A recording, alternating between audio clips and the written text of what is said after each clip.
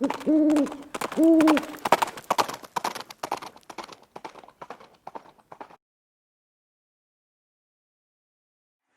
guys, it's Viejo here, and it is the end of the last week of December in 2023. Year's drawing to a close. Hey, today I'm going to be working on some 45 ACP brass, and these two batches were both given to me recently. This batch right here came from our friend Gene over at Reloading from the Hot Pot, and these are all primed with White River small pistol primers. White River Energetics is out of Arkansas. I think they're out of Arkansas. And they look good. They look a lot like a CCI primer in there. These have already been sized. And then these came from MacMan 039 Reloading this week. And I just full length resized these guys. They are not primed. So we're going to do some case mouth work on both sets of these. These I'm also going to do primer pocket work on. Okay, so we're going to go and tackle the ones from Gene first. All we're going to do with these is chamfer and deburr the case mouths. All right, let's take a look at how we do that. If these had not been primed, I would be uniforming the primer pockets, but you're going to see how I do that when I do the ones I got from MacMan here shortly. So we're using the Lyman Case Prep Center here, and it's got 5 positions if you need them. We can do everything that we need to do to a case, including deburring the flash hole if we need to do that. Okay, on new cases, sometimes that's a good idea. But let's go ahead and get started on these. And I think you guys have seen me do these before. You want to do this before you expand and flare your case mouth. Okay, so you do it. I like to do it right after sizing. If you're going to trim cases, you want to trim them first because that's going to leave burrs. Okay, so 4 or 5 revolutions of the tool is about all I like to do. I've always been kind of leery of doing more than that for fear of weakening that case mouth if we take too much material out of there, and just to me that only serves to bring that case mouth closer and closer to a situation where we'd start to develop cracks or other kinds of splits and failures up there. So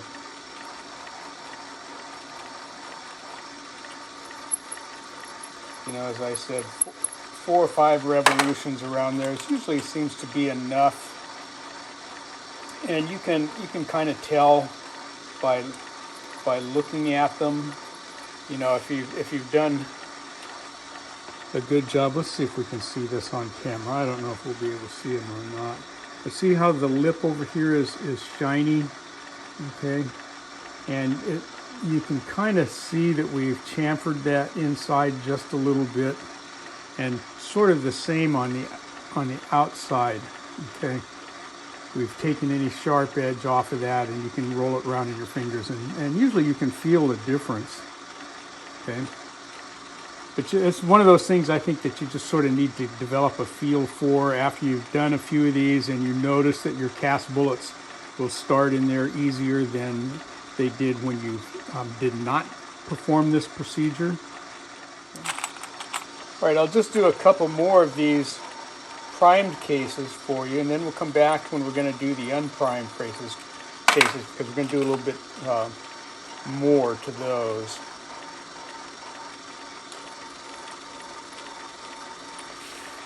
Kind of while we're doing this, we're pulling them up here, we're looking at those cases also, you know, looking for imperfections, splits, that kind of thing.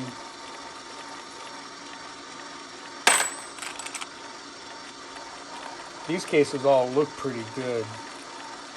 I've been through them once already.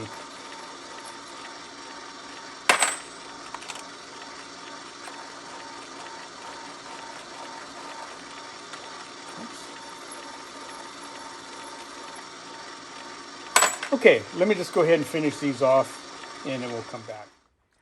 All right, there we are. We've got 97 of those nice primed cases from Gene. Case mouths are all chamfered and deburred. These guys are ready for the next step in the loading process, which will be to expand and flare the case mouths. These are the cases then that we got from MacMan, and I have gone through and full-length resized all of these, and there's no primers in these, so we're going to uniform the primer pockets. So we're going to use a couple of different stations here. We're still going to chamfer and deburr, but then we're going to stick these up on here and remove any burr that might be in there, and we're going to uniform the primer pockets. Now this is not the same as removing a military crimp in that primer pocket. In fact, that will not do that. What this is going to do is make sure that all of those primer pockets are cut to the same depth. Okay.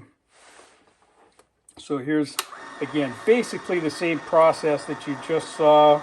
4 or 5 revolutions on the chamfer, 4 or 5 revolutions on the deburr, and we'll just kind of quickly set that on there. There was no burr on the inside of that flash hole, and a couple of turns on that is enough. Okay, you're not trying to really enlarge that flash hole. All you're trying to do is catch any little burrs, and you can see we've been catching some here. I'll come here, and it'll take a number of revolutions around there. You can feel it if it's cutting or not.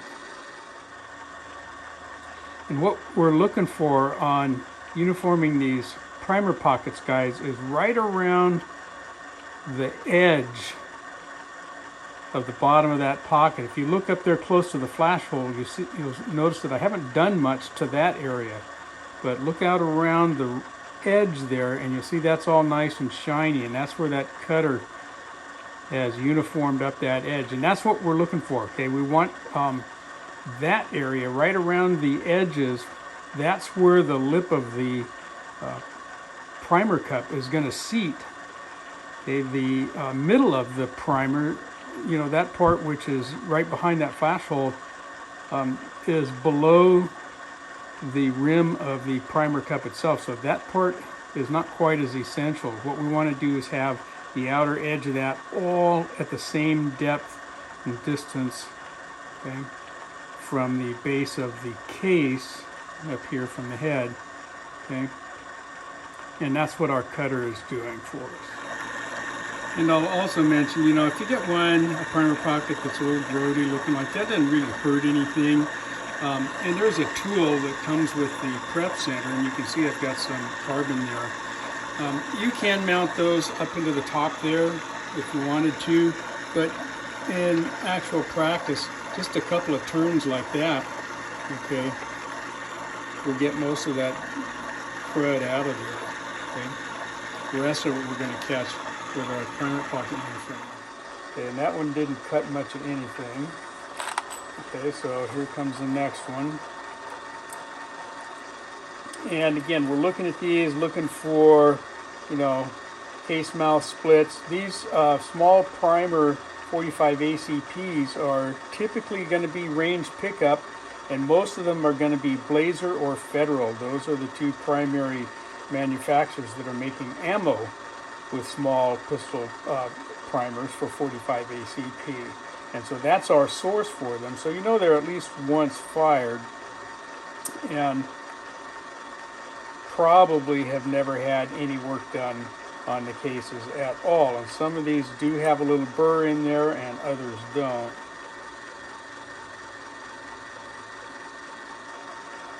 Okay.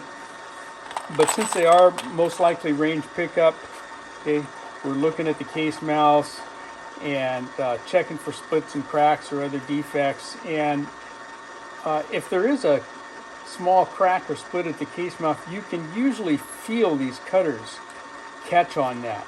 Okay, so that's something else to be aware of. You know, if you feel a click or a catch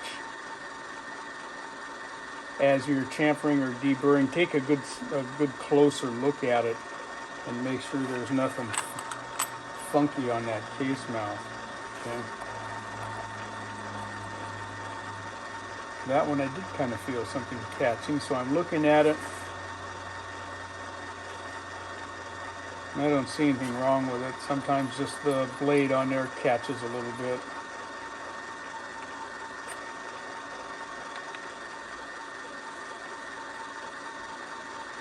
Again, it takes a little bit longer to get in here and do these primer pockets.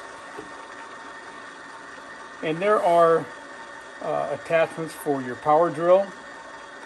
You can come in here with your power drill and cut these and ream them a little bit faster. But I'm going to show you one here that has not had anything done to it. Okay, you can kind of look inside and see the condition of that primer pocket.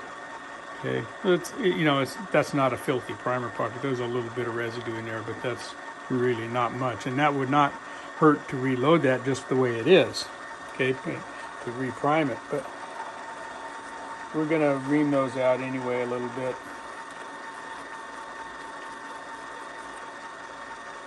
You can look down in there too. This one had a little catch on it.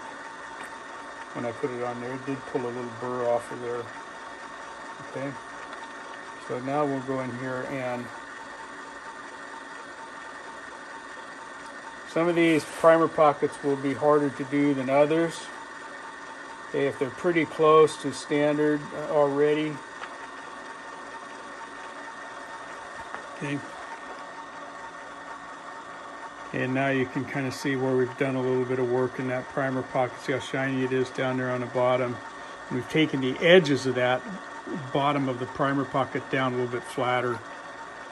That'll let the rim of that primer pocket cup get down in there a little bit better.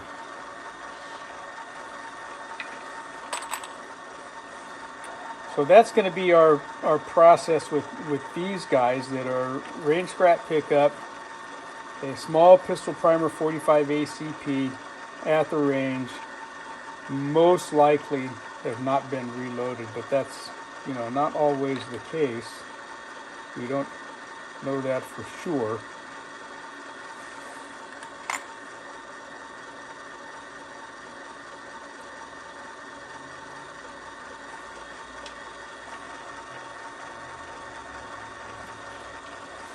Here's a case that I just pulled out of there, and I have resized these already. You can kind of see the full length size mark come down on there, okay, right down about to there. And I don't know how that little guy right there, that little crease escaped the sizer, but I'm going to discard that case. You could go back in there when we go back in and expand that. It might fix it. In fact, I'm going to try something. Stand by. Okay, what I did was I ran that up into an expander die, and go in here a little closer. It has still got a little bit of a hitch in its giddy up right there, but there's no crack or split. But it's not a perfect case by any stretch. I think though that once I get it chamfered and deburred, that this guy will be all right. So let's go see if we'll feel it on our chamfer here. Feels okay inside. How about on the deburr? Yeah, I'm not catching anything there.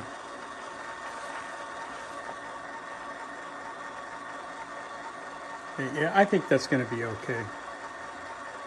There's where the ding was right there. And it's still a little dingy. Yeah. But it'll load all right at least once more. But you can see what I mean about inspecting these guys is as you pick them up to work on them,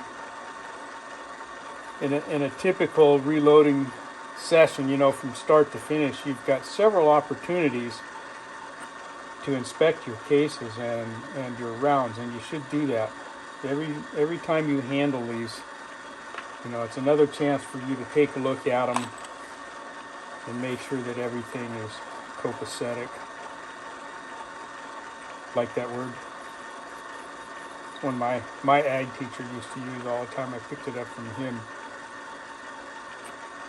60 years ago. And I was in high school then. All right. Yeah, looking good. All right, I'm just going to go ahead and go through these, and we'll come back here shortly.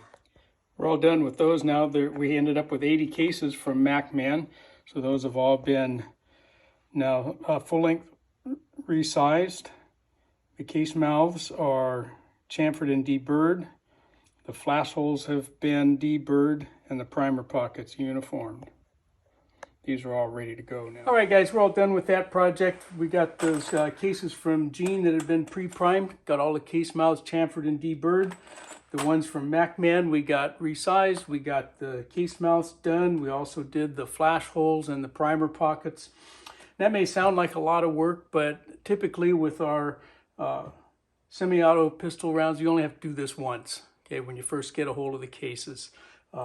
And that's going to be it. The only time you would have to do the case mouths again is if you resize, but that's usually not going to happen, particularly with 45 cases. These guys are going to get shorter, not longer, as they get fired over and over again. They tend to get shorter, shorter, shorter, so you're not likely to have to trim these again. So we're done with those. Okay, all we got to ever do now is get them cleaned and start all over again with the reloading process, but we don't have to do all that case prep stuff. All right, I hope you got something out of that, but from the Viejo bench for now, that's all she wrote.